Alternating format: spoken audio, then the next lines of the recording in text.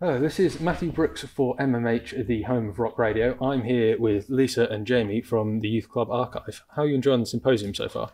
Yeah, it's great. It's really interesting to hear different sides of metal and kind of hearing all these different schools of thought, definitely. Yeah, we've just come out of a panel that was all about metal in the Soviet Union, so super interesting. Yeah. So what brought you guys down here? You know, what got the Youth Club Archive interested in the home of metal?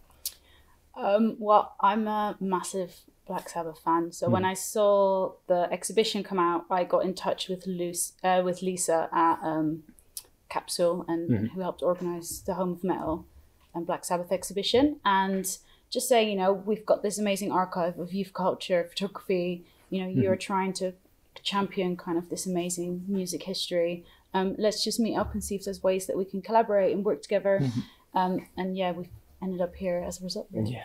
I mean, it's definitely like in the archive in general, we've found that like metal is an area that we've been needing more content for. Yeah. So it's a great opportunity to actually kind of connect with that community and see what we can, see if we can get any people involved. So this is one thing that I really wanted to ask you guys about, because obviously you work a lot within the realm of youth culture, and obviously you're a big fan of metal. Do you think heavy metal and rock music in general is still part of mainstream youth culture, or are we losing that to other genres of music? You're better answering that's quite a difficult one. I mean, I think it's constantly changing what's mainstream youth culture versus what kind of the rest of kind of young people are listening to and engaging with is so different. I think, you know, you've got these kind of headline acts and that kind of hit the charts, but then there's so much exciting stuff going on underneath that. So I think mainstream music is quite a bad kind of representation of where to see what young people are really doing, because I feel like generally young people will engage with underground music a lot more and kind of find their way and find things that they love. And in that respect, you know, metal is such a massive scene and it's constantly growing, and there's so many new genres that are kind of coming out. So it's really exciting. I think underground, the distinction between underground and kind of mainstream is becoming so much more blurred now as well, and I think that's helping genres like metal to kind of become part of the kind of wider spectrum of music that people are just more likely to listen to. So what do you think youth culture actually is then as an entity? You know, is it just what young people like, or is it something more than that? It's a question we've actually been asked today. It's actually something that makes us think a lot about what a museum of youth culture, what is that about? Like what kind of areas of culture does it touch upon? But we always say that youth culture comes from young people, but it can be continued throughout your life. So certain scenes like Northern Soul, for example, when you're a lot of people start that scene when they're like middle-aged, but it's still a youth culture because it's based around fashion, it's based around music, and it kind of starts when you're young. But it's a broader term, isn't it? And you know, we'd never kind of say that, you know, if you're into metal when you're in your 50s, you're not part of a youth culture movement, because you are really. I think the thing about kind of youth culture as well, you've got kind of your wider youth culture and what young people are doing and dressing, but also then you're more, I guess, niche in a way, subcultural movements that are a bit more defined by music and fashion and kind of a specific, you know, venue, record shop that people go to and kind of come together. So I think there's kind of two layers to kind of youth culture in a way. So I guess it's almost kind of an anti-status quo thing, because you often get young people being frustrated at, you know, just thinking, oh, that's my parents' world, I don't want anything to do with that. Do you think that's a fair thing to say? Or definitely, there's part of that, but it's also to this kind of real sense of camaraderie and trying to find your own place and find people that are like you and like-minded like you, and quite often that then kind of manifests itself in music and fashion.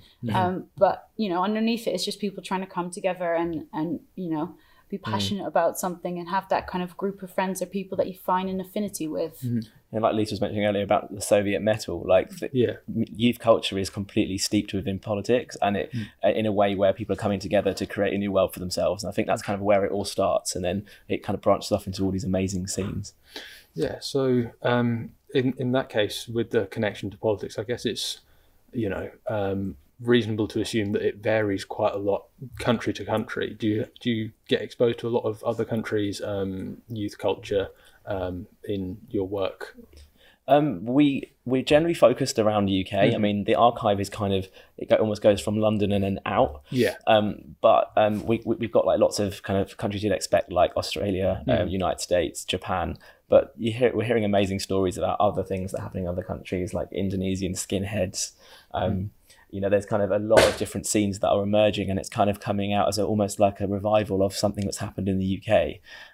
But then, there's other things like, India's having a massive clubbing moment, and, techno and house is becoming huge in countries where, you wouldn't expect that to be the case. I think as society is moving on in certain countries, they're getting, a kind of more of a middle class and a kind of comfortable class where they're able to actually, listen to music and express themselves through fashion. And it's creating really exciting scenes, but it's a whole minefield in itself to keep track of that at the moment. So we're definitely focused around the UK for now. Yeah.